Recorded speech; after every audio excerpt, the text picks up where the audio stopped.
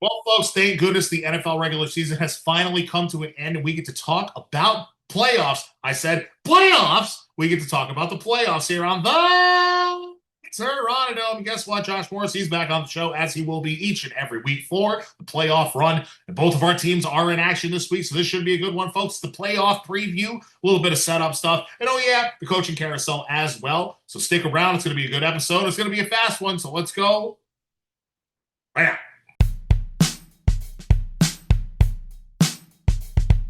The first interception led to a field goal, and the second one led to a touchdown.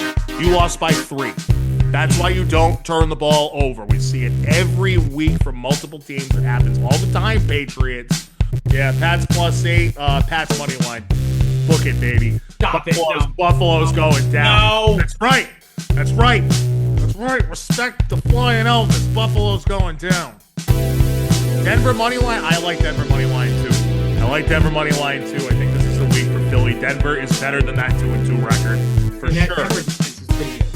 It is. That's gonna be a low-scoring game over there in Philly. I think I'm gonna hammer the under on that game too. Known as fair and square throughout my years, so I growl at the living foul. Black to the bone, my home is your home. Well, welcome to Terranadome. Terranadome, and it starts right now. And welcome back into the show, folks. Do it for Dale. Do it for Dale. If you don't know who that is, shame on you. Honestly, there are probably a lot of people watching this show right now that do not know who that is. Well, then, we're old. We're old. We're sort of old, but we're not middle-aged. And also, I found out that my most popular city that watches the Terranadome is Istanbul. That probably have no idea what NASCAR even is. Probably not. No. So what up, Turkey?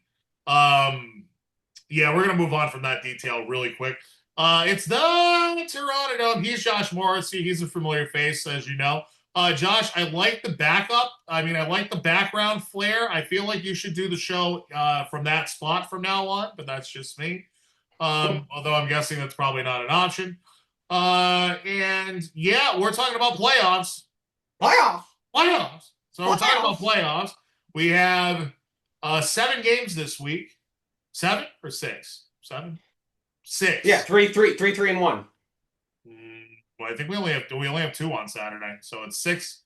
No, we have 3, don't we? No, we don't. Just Rams, Carolina. Just 4 and 8. Just 4 and 8. Yeah, 4:30 and 8, and then Sunday 4:30 and 8, and then just the one on Monday night. So we only have 6. I hate the idea of a Monday night game in the playoffs.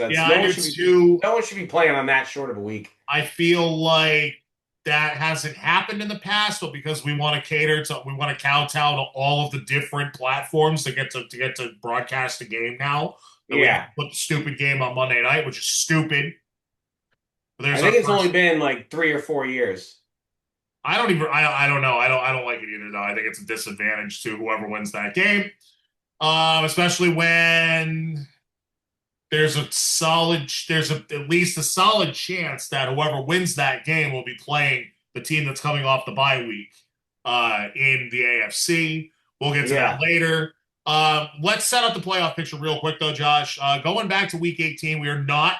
You can thank me in the comments. You can thank me off to the side now. We're not doing the entire Week 18 rundown. Enough of that crap. Did it for 17 weeks. Sick of it. Let's just talk about the stuff that mattered that set up the playoff picture. So we start Saturday, 4:30 p.m. Carolina at Tampa Bay. Yeah. So basically, gross. So we had 7-9 versus 8-8. If Carolina wins this game, easy peasy. They would be the winner of the NFC South. They win the division. They get the number 4 seed. They host the playoff game. If Tampa wins this game, then they would need the Saints to beat the Falcons later on in the day. So what happens? We're not going over the whole game here. It was gross. It was rainy. It was sloppy. The quarterbacks were dropping the ball before they could even get it out of their hands. Tampa Bay wins this game 16-14. 16-14. A division battle for the division. And Carolina puts up 14. 8-9, 8-9. How both teams finish. So, as I just told you, Tampa Bay would need the Saints to beat the Falcons in Atlanta to make the playoffs, or Carolina could backslide in if the Falcons did them a favor and beat the Saints. Josh, what happened? The Falcons came through. Kirk Cousins, you like that? I sort of like that. Talk about a guy that has never won a damn thing in his career, and he's made the most money of any player in the history of football. And they just restructured his deal and front-loaded everything for him, and they're going to end up cutting him in March. Yep, and he knows it, and he's fine with it because I bet you he can go. So he could probably be he could be one of those guys that's a backup into his 40s, like Josh McCown was. I don't know. He might go to Minnesota and start. Yeah, Minnesota brings them back, right? See, I think Minnesota would be wise to just trade for Joe Burrow since the NFL is going to engineer a cute little trade to get Burrow out of Cincinnati anyway. We can talk about that later. But yes, Carolina ends up winning the NFC South thanks to their good friends, the Atlanta Falcons, who they beat twice this year, I think. And yeah, right, they beat them twice this year. So thanks, Falcons. We whooped your ass twice. You still did us a favor. So Carolina will host the number 5 seed in the NFC. We need to determine who that number 5 seed is going to be. Is it going to be the 49ers or the Rams? Let's go to Seattle, the second game. Go to Santa Clara. You buried the lead there. I sort of buried the lead. Go to Santa Clara. Yeah, I did because San Francisco had a chance. Oops. I gave it away. I'm usually pretty good about not doing that, but I gave it away. Seattle at San Francisco for the number 1 seed in the NFC. Josh, what happened in that game to the 49ers? They got outplayed. They just got beat up. They just got manhandled, really. No Trent Williams in this game on the left tackle, not protecting Brock Purdy's blind side, running for his life, getting hit all over the place. Seattle didn't exactly play well. It didn't look like. But 13-3 the final. Seattle 14-3. They win the NFC West, the number 1 seed, a bye week, and home field throughout the NFC playoffs.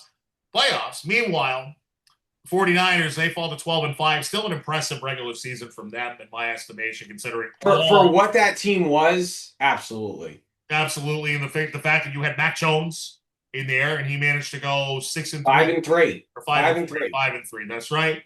So kudos to. I'd say this is one of the better coaching jobs in a regular season for Kyle Shanahan. But they are either going to be the number 5 seed, or they'd be the number 5 seed if the Rams lose on Sunday, or the number 6 seed. Right, the number 6 seed if my notes are right. The number 6 seed if the Rams win. So we jump to Sunday afternoon. Rams hosting the Arizona Cardinals, who have won 1 of their last 14 games.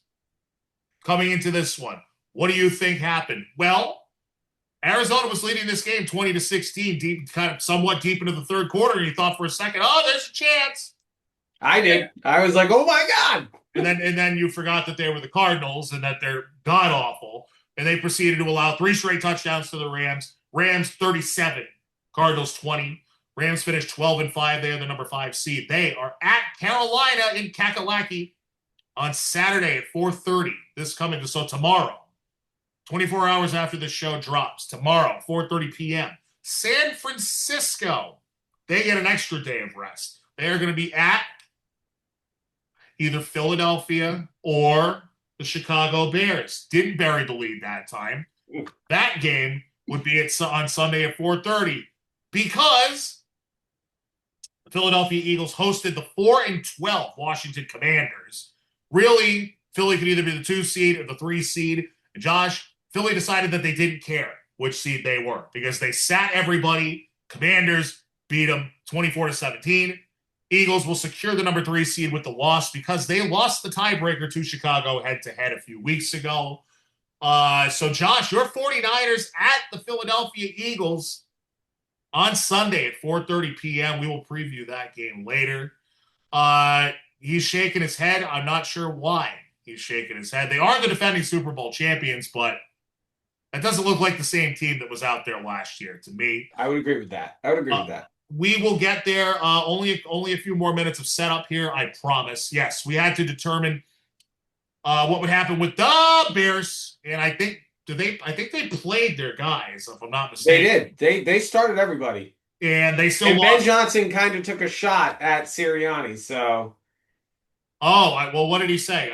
Fill in. Let's fill in the audience on that. And He fill in the said, host. he said, we don't sit our guys. We play football. Which in my opinion, great line. It would have been better off of a win, not a loss, but still a great line. I will say that I do really I like Ben Johnson's approach. I like his attitude. I like that he's got balls. He's not just another one of these coordinators turned coaches that just kind of like Mike McDaniel that just kind of. I can see why him and Campbell got along so well because it seems like he's cut from the same kind of cloth. Yeah, maybe just a little more polished, but I mean, then again, guy ripped his shirt off doing this celebrations in the locker room, and the whole team's going nuts. I love that. I love that for the Bears. I think it's going to get them a playoff win, but we'll talk about it later. But anyway, Lions, who were eliminated last week thanks to 6 turnovers, 5 of them from Jared Goff. They win that game 19-16. Bears 11-6, but they secure the number 2 seed in the conference, which is weird to me still, that you could be, just because you're a division winner, you're two. I really wish these two cats would kill each other. Sorry, PETA. I really wish that they would just get on with it. Sometimes I think it's going to happen, and I'm like, ooh, they never do. Back on track. Chicago number 2 seed with Philly loss. They will host number 7 Green Bay. Green Bay was locked into that 7 seed. So the NFC playoff picture is set. Bears versus Packers Saturday, 8 o'clock. So tomorrow night at 8 o'clock. That should be a great game. I think it will be. Anytime teams meet up for the 3rd time in a season, I always get. It's like the ultimate wild card, right? Oh yeah. I mean, I feel pretty certain about this game myself, but you never really know when you get to that 3rd matchup. It's usually brutal. It's usually very physical, and I'm not sure Green Bay wants to play that game, but like we'll talk about it in a little while. Let's shape up the AFC real quick. The AFC was a little bit less complicated. So first. Houston Texans. No one moved, right? That is correct. Way to bury the lead again. But that is correct. So Houston, but there were things that could have happened. So let's, whatever. Through 17 weeks, the Houston Texans were 11-5. They were hosting the eliminated Indianapolis Colts, who were starting Riley Leonard and actually looked good. But they also had 2 fake punts in a row or something. I guess worked. Anyway, a win for the Texans would keep them no lower than the number 5 seed. And they could jump to number 3 if Jacksonville lost. I'm not sure how that would have worked if the Patriots and Broncos also lost. But as you're going to find out, none of that stuff happened. Texans ended up rolling up 38 points on the Colts defense. So clearly, the Colts defense kind of had it at that point. A team that started 8-2 and ended up 8-9. Tough season for them. Phillip Rivers didn't even play in this game. The kid Riley Leonard maybe has some promise, though, because the Texans hadn't allowed 30 points in a game all season. So that's encouraging for the Colts. But the Texans, no lower than number 5, could jump to number 3 or higher, depending on Jacksonville. Well, what did Jacksonville do? If you recall, steamrolled. They beat the bag out of the Tennessee Titans. They were 13.5-point favorites, both of us. And by the way, I am not going over our picks from last week or from the season because we were horrendous the last 2 weeks. We're only going to track playoff picks from here on out. That makes more sense to me. We both had the Titans covering. We were both dead wrong. Jags, 41-7. 41-7. Titans have been playing better lately, but you wouldn't know it on Sunday. So the Jags finished 13-4. They win the AFC South. They can advance to the number 2 seed with the New England loss. They could get the number 1 seed if the Patriots and Broncos lost. So we go to Foxborough. Pats versus Dolphins. It was a close game at halftime, 17-10. It was actually 14-10. Pats got a really late long field goal from Borregales. I think it's 17-10. What happened in the second half? Doors. Just doors. Miami just decided, we're good for 30 minutes. That's that. Patriots wash 38. We're ready for Cancun. Yeah, listen, Miami is very close to Cancun. It's already pretty much in the Caribbean. So, they're ready to go back home and, go sit on the beach and all that good stuff. So Pats win 38-10, 14-3 for the New England Patriots after back-to-back 4-13 seasons. Yes, the easiest schedule in football. Fine. Plenty of Super Bowl winning teams have won playing the easiest schedule in football, but we're not here for that today. Well, I think the last team to do it was the 99 Rams. That's a little bit of a stretch. But it's happened. Yes. So anyway, great season for the Pats. Exceeding all expectations. They will get the number 2 seed. They could advance to number 1 with a Denver loss. Of course, that would not happen because the LA Chargers decided they wanted to come to New England. Talk about chalkboard material if you're the Patriots. The Chargers did not bother to start anybody at Denver on Sunday. Broncos, not impressive, as with many of their wins this year, but they win at 19-3 against the Chargers' backups. Really, the offense only scored, I think, 12 points. There was a pick 6 in there. But anyway, Denver secures that number 1 seed, bye-week home field throughout. And the Chargers literally said, bring it on, New England. We're going to Foxborough. They are the 7th seed. The only business left in the AFC was whether the Buffalo Bills would lose to the Jets, which they didn't. But if Houston had lost and Buffalo had won, Buffalo could have jumped up to the number 5 seed. Houston obviously won. Bills blew out the Jets 35-8 with Mitchell Trubisky throwing 4 touchdowns. Holy crap, Aaron Glenn. That team is abysmal.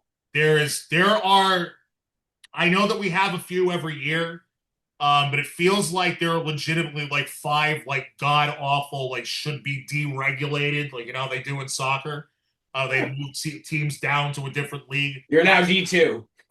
Yeah, they should just put them. I don't know where you put them in the. I don't know. Put them in the CFL. I don't know, but like the Jets, the Raiders, the Titans, the Cardinals, probably the Giants too. Like, am I missing somebody? Browns. What's that? The Brownies. Like, there's. I just gave you half a dozen. There's only 26 other teams in the league. Bad. I don't know, but anyway, playoff pictures are set. Josh, I know I've been running you over the whole time so far. Wow. We've only gotten to 15 minutes into the show. This is going to be, you guys are going to love me. Oh, it's over an hour. I can't listen to it. Oh, what do you mean it's an hour and 30 minutes? You suck. You're not the people that, you're supposed to be my friends and you, oh, God. Oh. You're in a car. You're driving around delivering stuff all day. You can't listen. You suck. Thanks for the support. Anyway, hit the like and subscribe. Oh, yeah, please hit that like and subscribe button. More subscribers coming soon. Who knows about the rest of it? Anyway, Wildcard weekend is upon us. We officially are within that. We're 4 out of the next month now, right? A month. 4 out of the next 5 weeks are awesome. I guess unless you hate the 2 teams that end up in the Super Bowl, which is. But even so, you're going to watch it. It's the Super Bowl. You're probably, if you're watching this show, you're probably going to watch the Super Bowl. So. I know I am, and I got enough futures bets in there where hopefully 2 of those teams make it. I got a lot of them. One of the teams that I don't have in a futures bet is the Carolina Panthers. And they're hosting the 8-9 Panthers are hosting the 12-5 LA Rams. Now, Josh, the Rams are 10.5-point favorites. The Rams were 13-point favorites when they showed up in week 13. And Carolina beat them on the same field, 31-28.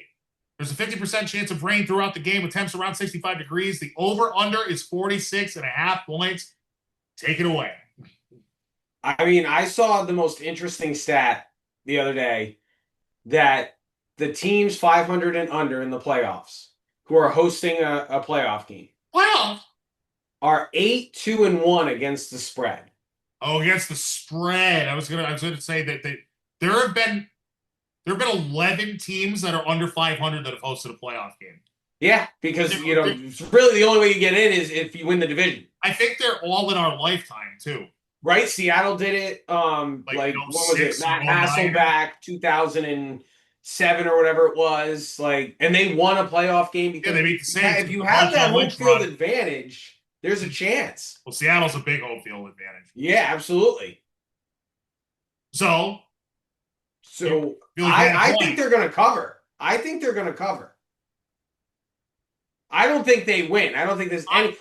The last 2 games, they've looked terrible. They're essentially as limping can get into the playoffs. I think the Rams are going to beat them, but it is the playoffs. A lot of times there's not these absolute blowouts. I think this game will be close. I think within a touchdown. Within a touchdown. Well, I'll tell you what. I say I'm with you. Don't expect 6 weeks to go to repeat here. Panthers allow 4 more points per game than they score. They have a bottom 6 offense. I mean, I think I've said that like 5 times this year. Bottom 6 offense. A lot for sure. The Rams have the #1 offense in the NFL by yards and points. Correct. A late season skid for the Rams, I think, is definitely partially attributed to the fact that they did not have Devontae Adams. But they did allow 27-plus points in 4 out of their last 6 games. The other 2 were against the Cardinals. So yeah, their defense isn't superior. All of a sudden, whereas earlier in the season, it was like 14.5 points a game. So it's gone the other way. That's something to watch out for. But as you said, Panthers have backslid badly into the playoffs. They've lost 3 out of their last 4. And I think experience matters here. First career playoff start for Bryce Young. First career playoff game for Dave Canales, the head coach. Meanwhile, Sean McVay has an 8-5 career playoff record and obviously a Super Bowl. And Matthew Stafford is 5-2 with the Rams, obviously with a Super Bowl. I don't see them losing this game either. But I'm with you. I think they do cover by half a point. 34-24 Rams, the Terranadome official. Like a backdoor cover? A little backdoor cover. Maybe it's a sneaky late garbage time touchdown that is going to look weird to people. Right, 34-17, they score with like 20 seconds left. Yep, something exactly like that. I could see the old screw over the betters. So we both like the Rams, but Carolina will still cover, I guess, is what we're saying. But Rams win. Rams advance to the divisional round. Next, on Saturday, it's the Green Bay Packers at the Chicago Bears in Soldier Field, where the temperatures will be dry but windy and chilly and bone-chilling brisk. 20 degrees at playoff and kickoff time, and I ruined it right there. The oldest rivalry in football. Only the 3rd ever playoff matchup between the 2. Wow, that's crazy. I didn't believe it either. I had to check 2 different sources. I didn't believe it. Green Bay won it in 2011. You want to guess when the first time they played each other was? The first time? Sure, just guess. In the 1980s? 1941. Wow. That was pre. I thought we were talking. So that's total football, not Super Bowl era. No, not Super Bowl era. Not Chicago won in 1941. Wow. The Green Bay Packers are 1-point favorites. The over-under is 45.5. To remind the people at home, in Week 14, Green Bay beat Chicago 28-21 at home. 2 weeks later, Chicago pulled one out of their ass and won 22-16 at home when they were trailing 16-9 with like a minute and a half left, and they somehow something like that. You remember that? It was 16-6 with 3 minutes left. There you go. That's what it was. And they managed to pull it out of their ass and win. So a third matchup between 2 hated division rivals. What do you think here? I'm thinking if Jordan Love and Josh Jacobs are healthy, the Packers take this game. If Josh Jacobs isn't healthy and Jordan Love aren't healthy to the point where they can actually affect the game, I think Chicago wins. Their offense has looked pretty good. Didn't look great last week, but they looked damn good against the Niners. So I think it really comes down to Jordan Love's health. And I think at this point, that's why they rested. So I imagine he's healthy. I'm picking the Packers. Josh says Packers. The Packers. Now, same factors in my notes as well. They're limping into the playoffs. We don't really know what strength Josh Jacobs' right knee is at. And Jordan Love hasn't had game reps since that Week 16 game. So it'll have been 4 weeks by kickoff. Packers are bottom 10 in creating turnovers and in sacks. And the Bears are 6-2 at home, while the Packers are 4-1 on the road. I have this in my notes too. Josh is sure to defend his boy from the Kyle Shanahan coaching tree, who's 3-5 in the playoffs. But give me the Bears at home, 27-20. Terranadome prediction. The Bears finally win a playoff game. Response? You love Matt LaFleur for some reason. It's not that I love him. I don't think he's a bad coach. I never said he was a bad coach. Well, you said if they lose, he should be fired. I didn't say should be. I said heard he could be. I didn't say should be. I think that would be ridiculous. I don't think it's going to happen. I think there are two coaches this week. If they lose, they have a very good chance of being fired. But LaFleur's not one of them. I think Sirianni, McDermott. I don't think Sirianni's in danger. They won the Super Bowl last year. With John Harbaugh waiting in the wings. You know, you got a fair point, but I do think that it's Mike Tomlin and. Mike Tomlin definitely. If they lose, I could see. Especially you just saw your division rival do the same thing. I could definitely see them. Yeah, I mean they did. I mean they did manage to get. He did manage to win 10 games with 42-year-old Aaron Rodgers after winning 10 games with Justin Fields and Russell Wilson. After winning 10 games with Kenny Pickett, like Steelers fans, hello Steelers fans. Like, I realize you haven't won a playoff game in 8 years, but careful what you wish for. Yeah, maybe there's a culture change needed. It's been like 18 years. And if they fire him, I imagine they blow up the entire thing. I would think so too. That roster, that Steelers roster, and I feel like we should save this because we're going to talk about them in four minutes, you know, when we get to the last game here. But I feel like that roster has been in that kind of limbo spot for years. And you know, where they're not good enough to really win a champ. They're not good enough to win a championship. Yeah, and it's just constant retooling. It's not a rebuild, which every team eventually has to go through. Right, but Tomlin is a good enough coach to like extract those extra 2 or 3 wins every year. You know what I mean? So maybe they're a 7-8 win team. They keep winning 10 games. What do you do with that? You know what I mean? So, and we all know that the Steelers ownership group doesn't like to fire coaches. You know, but anyway, Sunday, 1 o'clock. Sunday. We have 3 games, a triple header on Sunday. Josh, I think a good one in the 1 o'clock window here. I think all 3 games are really good. Yeah, I would agree. I think that the second game will be a little bit of a slugfest, but I like all 3 of these games. I agree. In the AFC now, first AFC game of the weekend, we have the Buffalo Bills, the 6-seeded Buffalo Bills at the 3-seeded Jacksonville Jaguars. And where does Jacksonville play? In Duval County. Well, it's a tough place to play, too. It absolutely is. Those are some rabid fans, and I do mean rabid, folks. Buffalo, 1-point favorites in this game. The over-under is 52.5. I did not mention the weather because it's Jacksonville, Florida, although from what I'm hearing over the last couple of weeks, it's been a little chilly over there in Florida, but probably not a factor. Josh, I do think sleeping on the Jags would be foolish here because the Buffalo Bills are a flawed team in many ways. Wouldn't you agree? I agree. I would pick the Jaguars in this game. I think the Jaguars are for real. Their defense has been really good this year.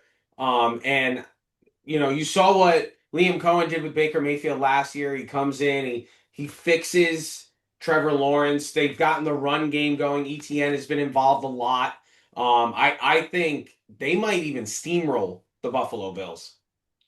It's not out of the question, folks. Let me give you some stats. The Jags, they have the 6th best scoring offense and the 8th best scoring defense in the league. They've won 8 in a row, including 35-6 at home against the Chargers, a playoff team, and 34-20 in Denver, the number 1 seed in the NFC. That's impressive stuff. Sean McDermott in the regular season for the Bills is 98-50, but he's 7-7 in the playoffs. The great Josh Allen. We all love to ball wash Josh Allen. And by the way, this is the opportunity for Josh Allen, right, folks? If Josh Allen can't get to a Super Bowl, at least appearing in one, where there's no Mahomes, there's no Burrow, and there's no Lamar Jackson in his way, when's he going to do it? I don't know. He's 83-33 in the regular season since 2019. He has 7-6 career in the playoffs. Josh, to me, the key in this game is Jacksonville has to slow down James Cook. Yeah, well, and that's the thing. They have one of the better rushing defenses in the NFL. Number 1 in the league in yards allowed. 5th in yards per attempt and 8th in touchdowns. So I think it's going to have to be Josh Allen going supernova or the Bills really don't have a chance. He's got to put the cape on. Meanwhile, they're also the Jacksonville defense also 2nd in the league. They've created 31 turnovers and have a plus 13 turnover differential. So really, win the turnover battle, contain James Cook, you would think, unless Josh Allen goes out and throws up 400 yards and 4 touchdowns, you would think I mean, I have it in here too, and it's true. They can go toe to toe with Buffalo if it becomes a shootout too. Yeah, absolutely. The Jags have a better roster. They do. They might be better coached. They have a better defense. I would take Cohen over McDermott. McDermott has done nothing. What, he's been there 7-8 years now. He's done nothing but lose.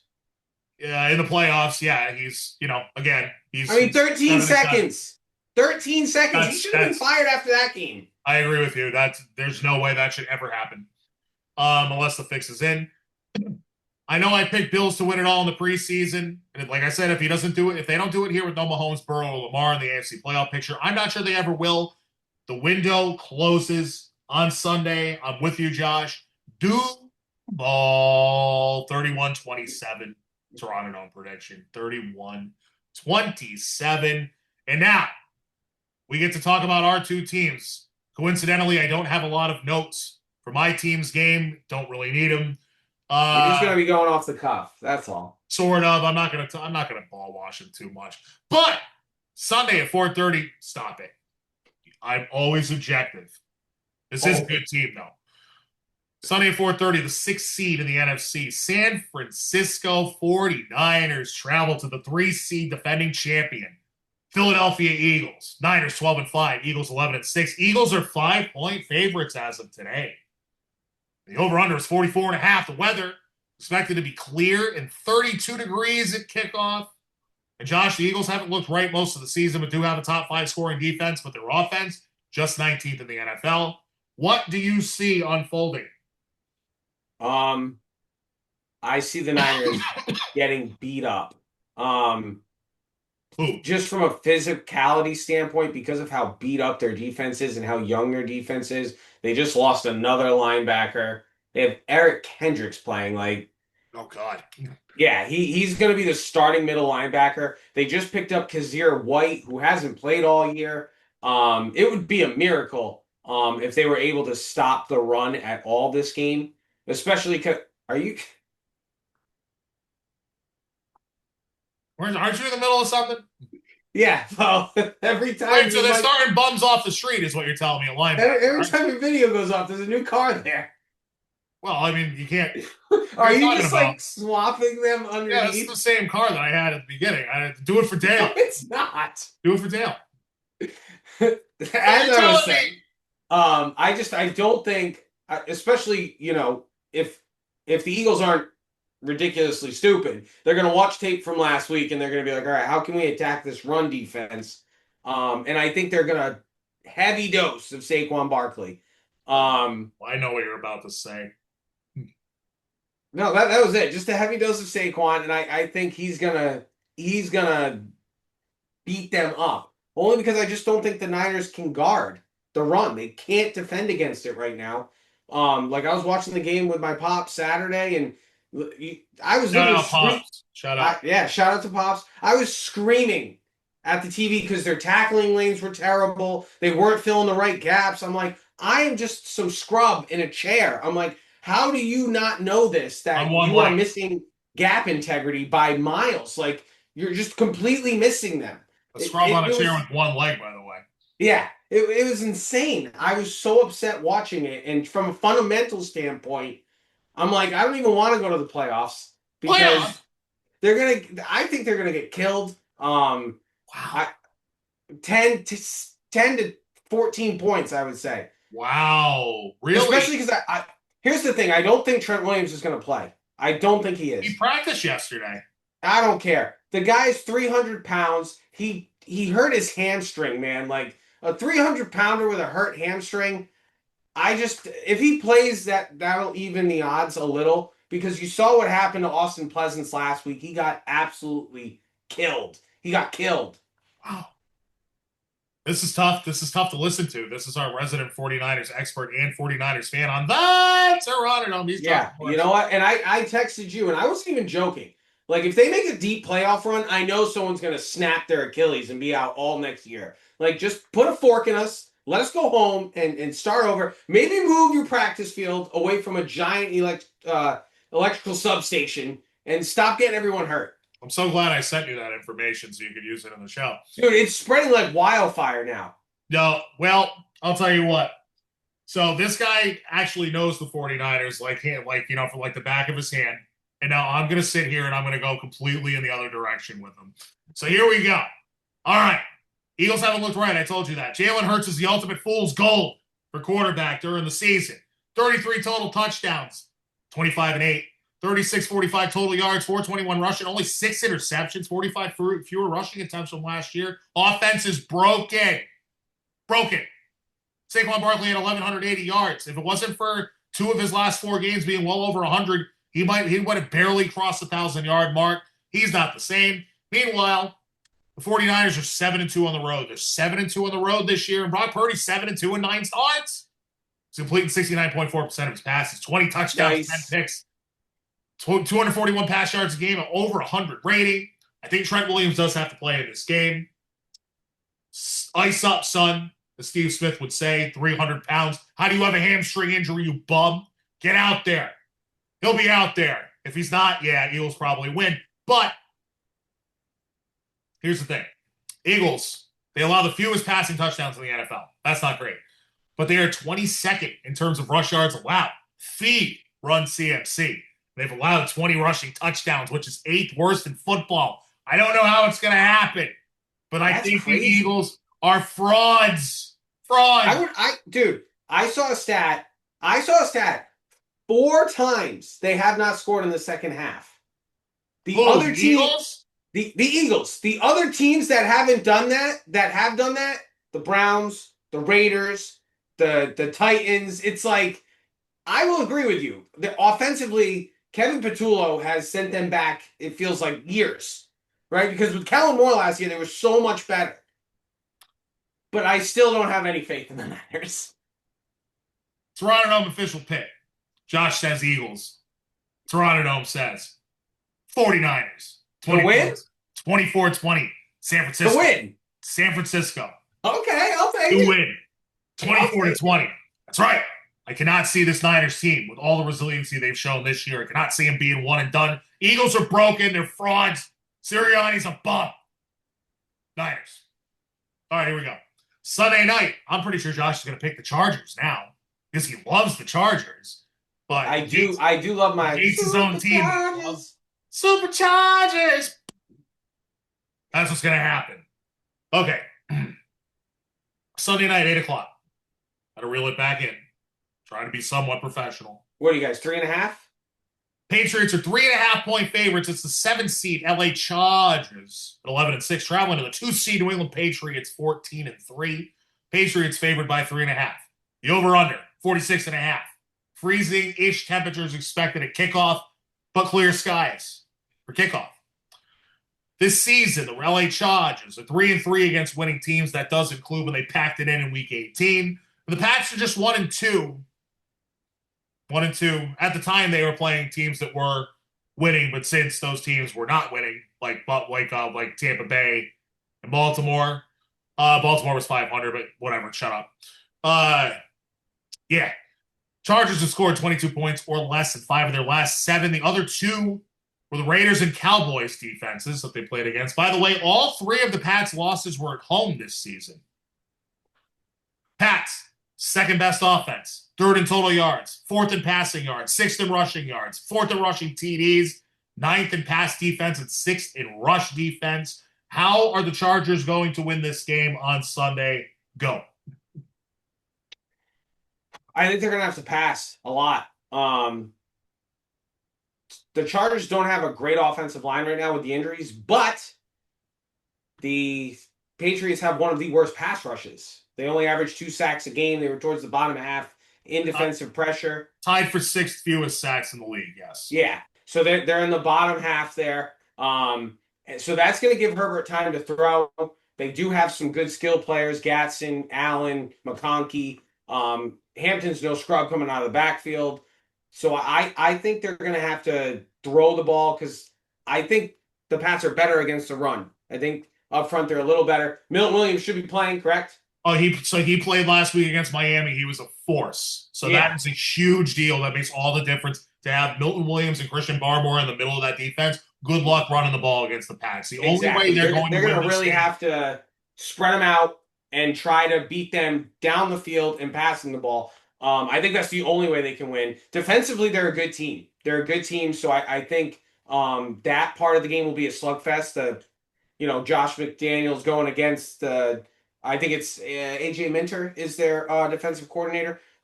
So that'll be a really good chess match to watch. I think it's going to be a close game.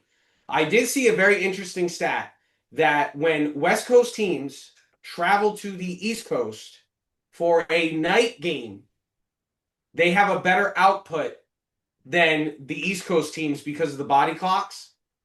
Your circadian rhythm is what they call it. Between the hours of 4 and 8 is when it's highest. So technically you guys will be at the end of that and they will be peak. So that'll be an interesting little scientific stat there. I think it's going to be a very close game. I would pick the Pats to win, but I think the Chargers cover. Pats win by 3 or less is what he's saying, folks. So here's how I see it play. Like a last-second field goal, I could see. I don't care as long as they win. But that's just as a fan, not sorry. The way I see it is the Pats will be able to make Justin Herbert and the Chargers offense one-dimensional. And 8 of Herbert's last 9 starts in the season, not counting week 18, he passed for 212 yards or less. The offense is not great in LA. Also, their starting tackles have been out for the last 2/3 of the season. They're going to have problems scoring points. To your point, on the flip side of that, because the Chargers defense is good, and it is, Pats are good. Pats need to come out and establish the run. I think they're going to have a hard time doing that. What the good news for them is both of their running backs, both Travion Henderson and Ramondre Stevenson, are good dual threat backs. Stevenson has been so good as a receiver this year. I didn't think he had it in him, but he's been phenomenal. But I think that it's going to be a struggle in the first half for the Patriots. We've seen it against the better teams and even some of the not so good teams like Cincinnati, teams that they played this year, where Drake kind of struggles a little bit in that first half. And then for whatever reason, they kind of get their bleat together. They come out, they put a couple drives together in the third quarter. And, we'll see, but I think it'll be close going into half. It's playoffs, right? Ultimately, I think the Pats offense is too good, and they're not, and I think they can make the Chargers one-dimensional. I'll take the Pats 31-20, 31-20. I'm going to go Pats. Wow. Terranadome pick 31-20. I know. But having Milton Williams, Christian Barmore to clog up the middle like that, it makes them that much better. It's going to make them a force against the run for sure. And we don't know if Amari Hampton is actually going to play or not for the Chargers. I know he didn't practice Wednesday. I don't know about yesterday. Wow, that's the whole point of resting your entire team. Right. So who knows? I mean, he was out for like half the year with what I think was a broken ankle. So, I mean, who knows? Yeah, he played against Denver, though. No, not Denver. Who did they face? He played against the Texans. Yeah, he did. Yeah. I don't know if maybe he re-aggravated it or something. I don't know. But I know he didn't practice on Wednesday. I'll take the Pats 31-20. It sounds a little homerish. It should be a good game. I just think maybe the Pats can pull away a little bit at the end, but I think it'll be super tight. They might even be trailing at halftime, like 10-7 or 13-7, something like that. So we've got one more, folks, on the Terranadome. Going under an hour today, you whiny babies. So he's Josh Morris. He's on the show. Do it for Dale. It's Dale Earnhardt. That's the man. You don't know who he is. You're too young to be watching this. No, I'm just kidding. We love the younger generation. We really absolutely bring them in. We're gonna culture them. We're gonna culture them. We're going to educate you. You're gonna bitch in the comments, and then you're gonna start a civil war, like all that stuff. Anyway, one left. Monday night. Hate this. Hate it. Monday. Is it 7:00 on Monday? I don't remember when it is. But it's a Monday game. I think it's prime time. I think it's 8:00. There you go. 8:00, 8:15. The Houston Texans, the number 5 seed, have the pleasure to travel to Pittsburgh to face the Steelers. Steelers 10-6 winners of the AFC North, thanks to some controversy, which I didn't even mention that in my notes. I didn't even put that. I was supposed to put that in there. Oh yeah, that was actually one of the more important that games. was probably the most important one. So the way that the way the Steelers won the division was they had to beat the Ravens at home on Sunday Night Football, and they did, thanks to some controversy. But really, just because Lamar Jackson misses a wide open receiver going in to try and score at the end of the game when they were down 26-24, he throws it over the head of DeAndre Hopkins. But everybody's just going to blame the idiot rookie kicker who kicked it wide right from 46 yards. And I think that was like his first miss under 50 yards this year. I think that that's probably true. Either way, he missed it by a mile, wide right. Steelers 26-24. And then after that, the Ravens fired their coach after 18 seasons. Great. And there are rumblings that they're going to trade Lamar. Yeah, I don't think they're going to do both. But maybe they blow it up. Maybe. I think we could do coaching carousel later. But I don't know. We could do it now, I guess. I don't know. I was trying to keep this. No, let's finish the preview. Anyway, Fitz, the Houston Texans, who started 0-3, by the way, and then won 12 out of their last 14. Houston's better by every metric, like every single metric. They should win this game. But all the money is on Houston as well.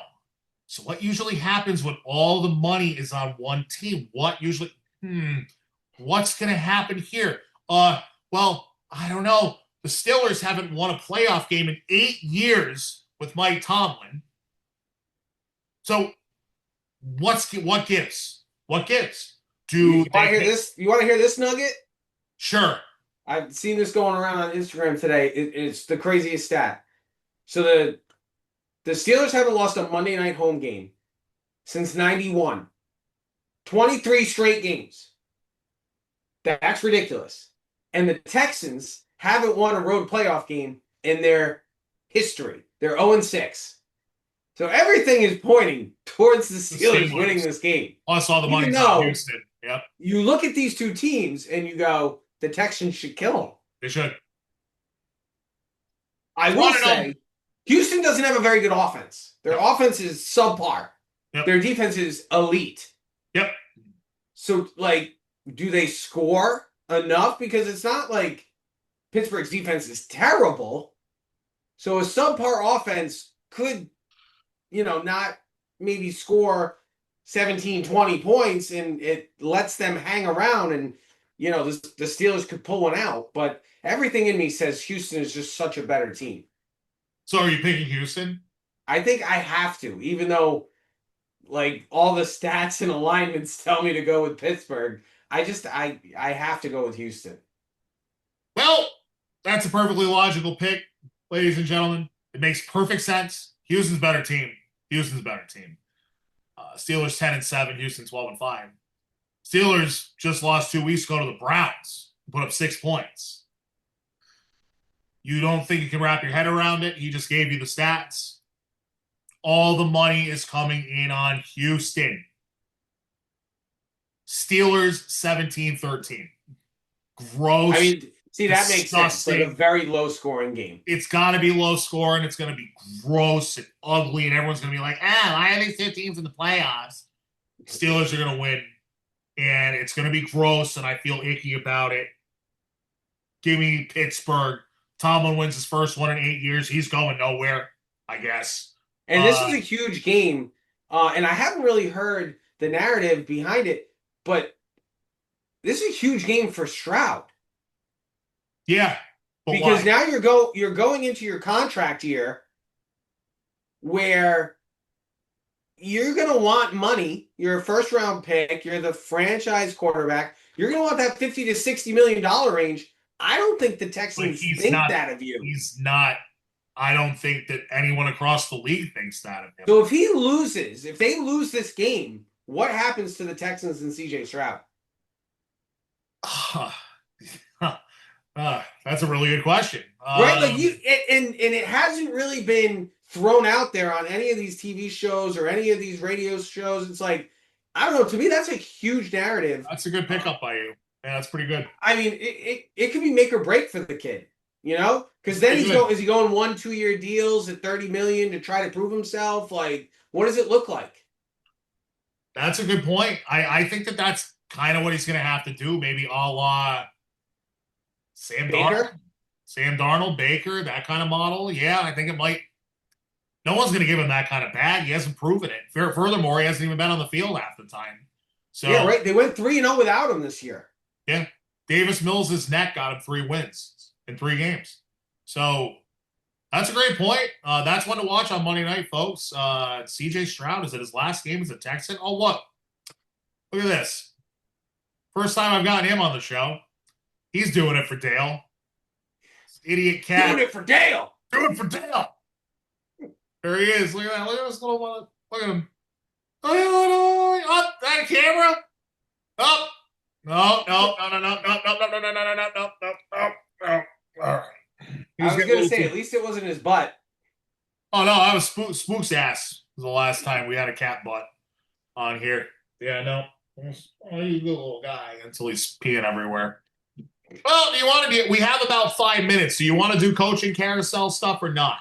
Yeah, might as well, especially because there's a chance that 2 more open up, and I think that's really gonna decide where a lot of these guys get jobs. So, okay, let me see if I can sum this up as quickly as possible.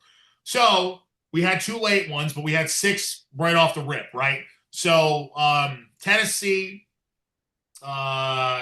Vegas, Giants, then Browns. later on Cardinals, Browns, Stefanski gone.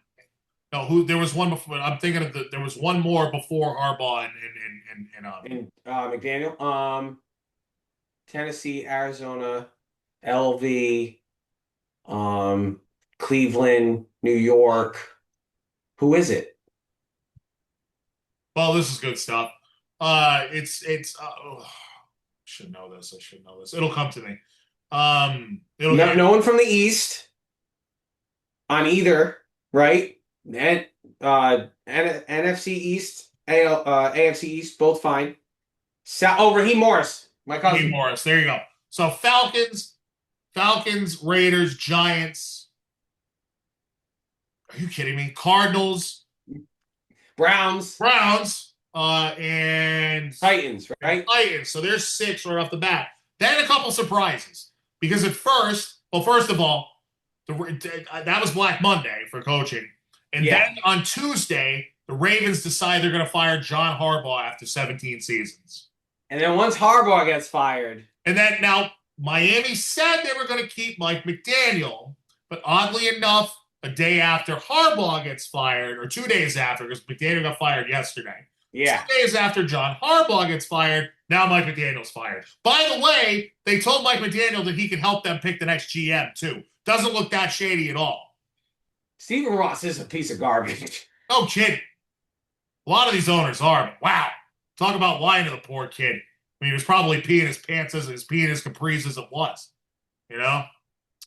So anyway, there are 8 openings. A quarter of the league needs a head coach. And right again, now, there's a possibility that another 2 to 3 open. There's a possibility that probably 2 open if we get a couple of certain losses this weekend. We could be looking come the middle of next week at 10, possibly 10 teams that need a head coach. I've never seen that many in my life. Never. That is a lot. That's a third of the league. It's a third of the league. Does the league have a coaching problem or do the owners have a patience problem? Both. Aikman put it so perfectly a couple weeks ago on the Monday night broadcast that there's more of a failure from a coaching standpoint than it is these busts, right? The coaches have failed the quarterback so much, and that's why you get all these first round busts.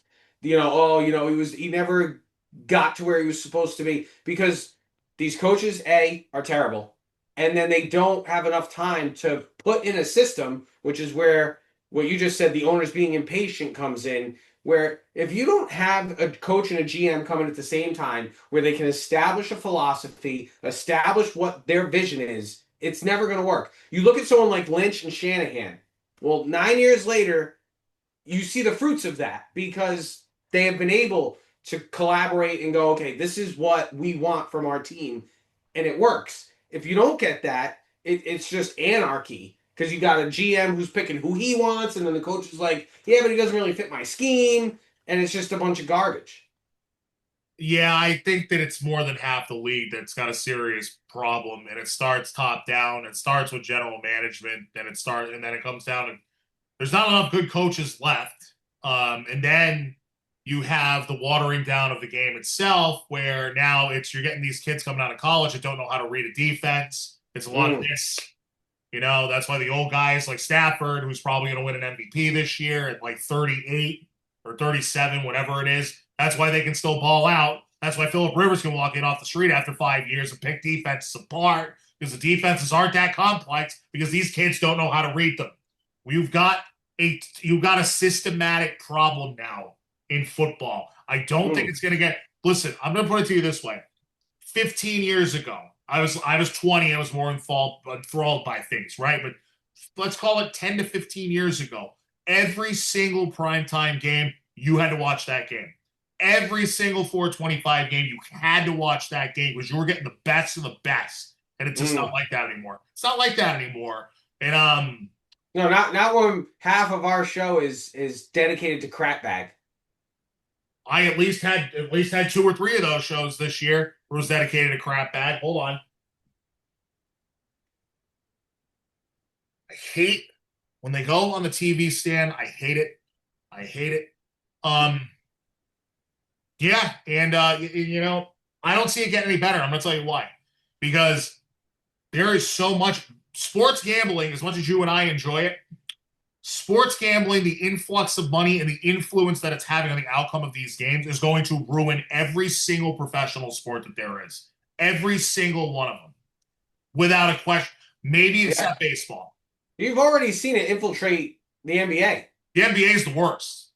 It's the worst. I mean, these guys point shave like there's no tomorrow. There's literally a giant federal investigation going on that I don't think we've ever really talked about on the show. But, you've got former players that are in jail right now. You have these crazy underground poker games where you've got x-ray machines hooked up to the tables, and you got all this reflective, like, invisible markers on the cards, and all this crazy. They're tied in with the mob. Which is stuff you would think only happened in a movie.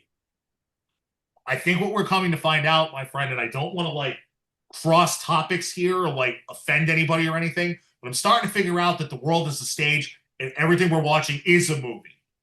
Enjoy it. Get your popcorn ready, folks. We got 6 great games, hopefully, at least 6 good ones coming up this weekend. It's the Terranadome. I had to close the show out real quick after that. We can talk about the new coaching hires as they come up. But yeah, it's amazing. Yeah, and that's something I would like to add. I don't think, and I don't know how you feel about it, I don't think we see one domino fall until Harbaugh does. Nope, he's the first one because he's the creme de la creme. I think it's similar to Vrabel. Because Vrabel was, I guess people around the league. So Breer was in an interview with Ryan Russillo on Russillo's show, and that's all, I'm ending it here. But I guess because Vrabel interviewed with the Jets, I think it's maybe as a salvo to Kraft, like, hey, you better fire Mayo if you want me, And Vrabel interviewed with the Jets this past offseason, and they let him leave the building. And I guess, according to Breer's source, they were like, why the F did the Titans fire this guy? It's stupid. Ownership, impatience. You got a couple losing seasons because your GM didn't put together a good roster, you fire the coach. Unless it's like Belichick, where he's the GM and the coach, but that doesn't happen anymore. No. With Harbaugh is the bell of the ball. And until somebody hires John Harbaugh, who still has plenty of good years left in him to coach. Absolutely. And I think it's between Miami and Buffalo. And if I'm him, I'm praying the Bills lose on Sunday. They can McDermott, and I get to work with Josh Allen. Why? Yeah, I agree with you. I think he's looking at the Bills, and if the Bills don't lose and they keep McDermott, obviously there's a reason Stephen Ross fired McDaniel after telling him, oh no, you're fine. Because he's obviously talked to either Harbaugh's agent or someone in his camp where he thinks he's on the fast track to be able to hire him. Yeah, but at the same time, if I'm Harbaugh, I might sit on my hands and be like, well, you don't have a quarterback. Your cap is screwed by the one you have for the next 2 years. I ain't going there. Yeah, him and Tyreek, right? They're paying Tyreek over $30 million. There might be an out for Tyreek, though. I don't know. We'll talk about that at a later date, folks. My name is Scott. It's the Terranadome. Obviously, wild card weekend. So we've got divisional weekend, then conference championship weekend, then a break. I think the show might take a break that week. Nah, show won't take a break. I don't know. We'll figure it out later. Show's costing money. What? I said you do it for Dale. Do it for Dale. Dega. And then obviously Super Bowl week is 5 weeks away. Crazy. That is crazy. Yep. And then there's going to be a break because, man, this thing is running me ragged. But anyway, I'm just talking about in the wallet, folks. I could do this all day, every day. I'd love it, but I don't get paid. So anyway, thanks for stopping by. Like, subscribe. Tell somebody you love them today because tomorrow is not promised. And I can promise you that. I know it all too well. We will be back, I'm going to say, probably next Thursday on the Terranadome. Everybody enjoy the games this weekend. Don't gamble too much. That's what the league wants you to do. And Josh, I'll see you later, buddy. Sounds good, bud. Peace. Say his name and he appears. I believe in Joe Hendry. I believe in Joe Hendry. Cause they love him in London and Paris and Tokyo, America, Scotland and Canada and Mexico. They say, I believe in Joe Hendry. I believe in Joe Hendry.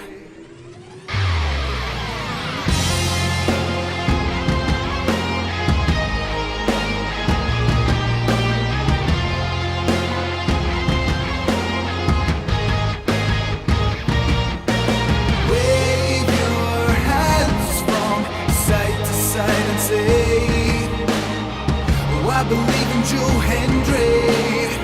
Joe Hendry is so prestigious. Wave your hands from side to side and say, oh, I believe in Joe Hendry. In Joe Hendry.